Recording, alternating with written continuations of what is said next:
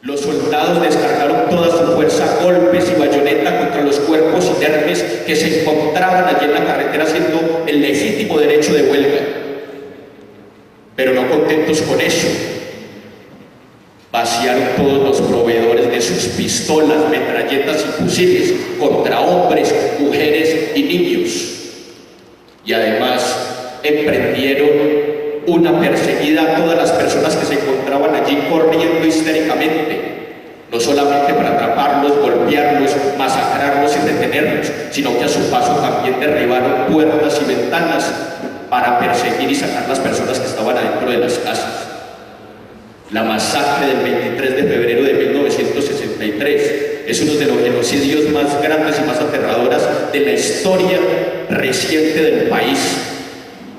Es una de las muestras claras del gobierno y de la misión estatal antinacional que, con tal de hacer llegar a sus arcas más dinero, puede hacer contra nosotros. Pero esa historia que vivimos los santabarbareños en esa época no fue la historia que conoció la gente a nivel nacional.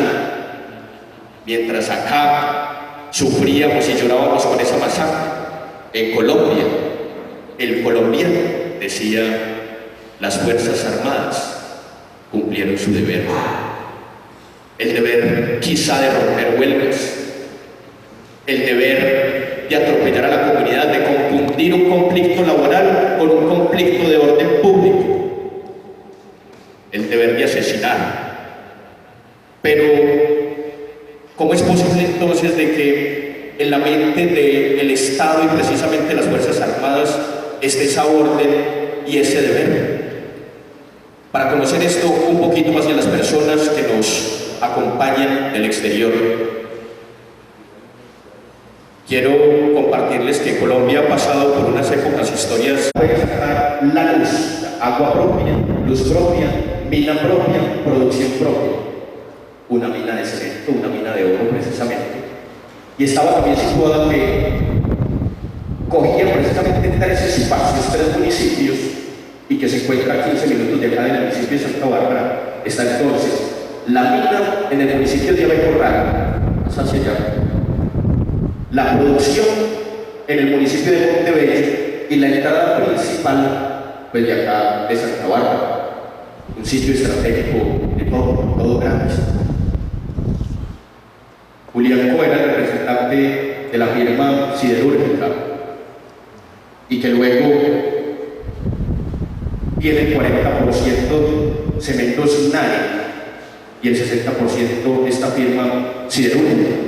Empiezan entonces en 1950 con la primera producción con un molino, pero lo que allí pasaba fuera de ese espacio físico, como nos lo relata precisamente Fabio Villada y Hernando Ríos, que son 2 de los pensionados del Cairo y que nos han regalado los relatos en diferentes bibliografías y también de manera presencial, nos dice que en esa época, en el 42 precisamente, porque es que la empresa de cementos Cairo no llegó así como así, eso tuvo que haberlo hecho algo, y no se hizo de la mejor manera, se hizo con la sangre y con el esfuerzo de los trabajadores y obreros campesinos de Montebello, Abecorral y Santa Bárbara.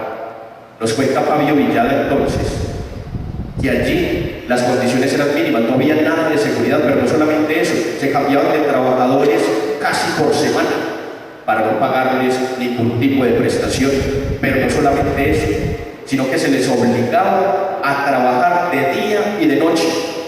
Nos habla Fabio Villada que para hacer los hilos de la empresa empezaban un lunes en el día, lo hacían también en la noche, martes día, martes noche, miércoles día, miércoles noche, y finalizaban un jueves en la mañana.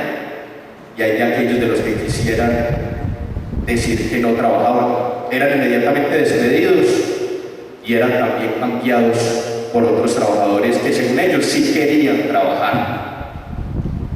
Pero no solamente eso, en ese tiempo nos cuentan estos relatos diciendo que en la empresa de cementos El Cairo había un puesto de policía donde se encontraban 20 policías, cada uno armado con revólver y machete, para ver los trabajos de los compañeros obreros y para ver que no se unieran, que no hablasen, para que no hicieran ninguna clase de sindicato.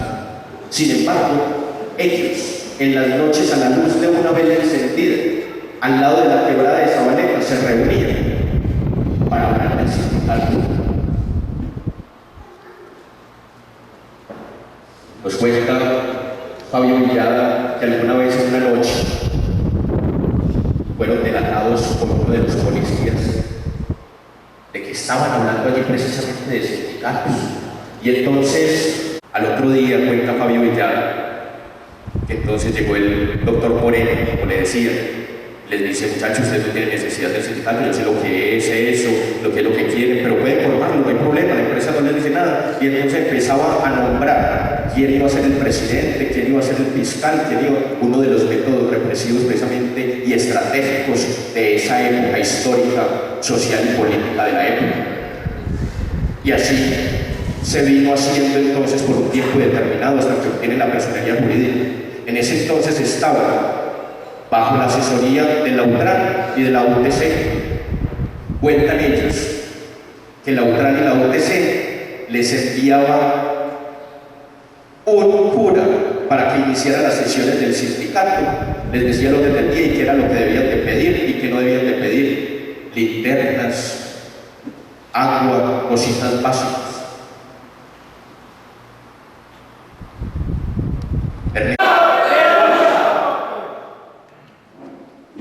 Acá tenemos muchas personas que se trabajan, hijos, esposos y esposas. En ese traje todo día que voy bien, los veo, parece solo económica. Entre ellos, yo voy a Carlos Castelo, en el transcurso de los 3 días ustedes lo visiten. Tenemos entonces también a Rafael Antonio González, a Luis Lorquín, a Luis Ángel Ruiz Villada, asesinados precisamente en ese día vilmente. Campesinos y presidentes de Santa Bárbara también asesinados y masacrados en ese día.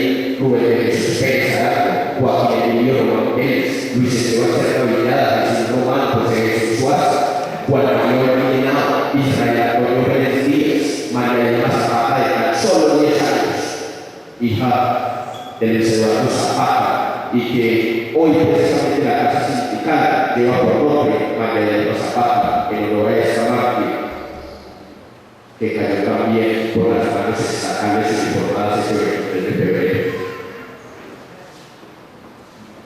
Vemos entonces aquí padre de Jaime Calor, Luis Esteban Cerda, José de Jesús Suárez, todos los mártires en el cementerio. También vamos a hacer una ofrenda floral en esta programación que tiene el sindicato preparado para ustedes, para que conozcan el cementerio.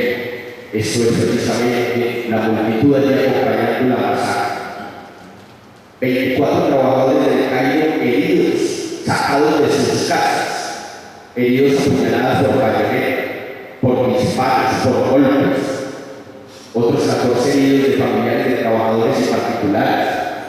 Más de 73 detenidos, jóvenes mártires, por los hechos del 23 de febrero. 9 muertos y 32 heridos. Saldo trágico en Santa Bárbara ayer. Y vean lo que dice: agitadores comunistas organizaron la emboscada. Como quien dice, fuimos a hacer Santa Bárbara, los emboscamos al ejército. Y además no dice quiénes fueron los muertos y los soldados, porque dice cualquiera que le que fueron los soldados, los muertos y los heridos, porque fuimos nosotros que hicimos la emboscada. Sangriento el choque de soldados y huelguistas, así lo llaman choque, cuando solo teníamos palos, canciones para el 180, volquetas y el batallón Mirador, varios territorios y el cuerpo secretario de Seguridad Antioquia. Los fueron trágicos hechos que ocurrieron ese 23 de febrero de 1963 y que hoy quedan precisamente grabados con tinta indeleble en el corazón y en la memoria no solamente de los trabajadores obreros de Colombia, sino en las personas que vivimos en Santa Bárbara, en las familias que precisamente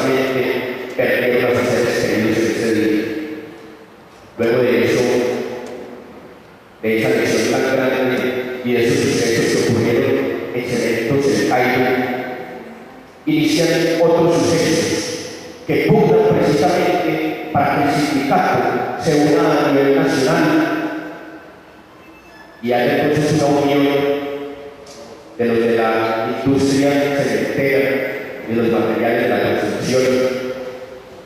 Es entonces como si Tracaibo en ese entonces sindicato minoritario se une y hace parte de su CIMAC a nivel nacional. Y en 1972, la Unión del Sindicato Único de Trabajadores de la Industria de Materiales para la Construcción Industrial obtiene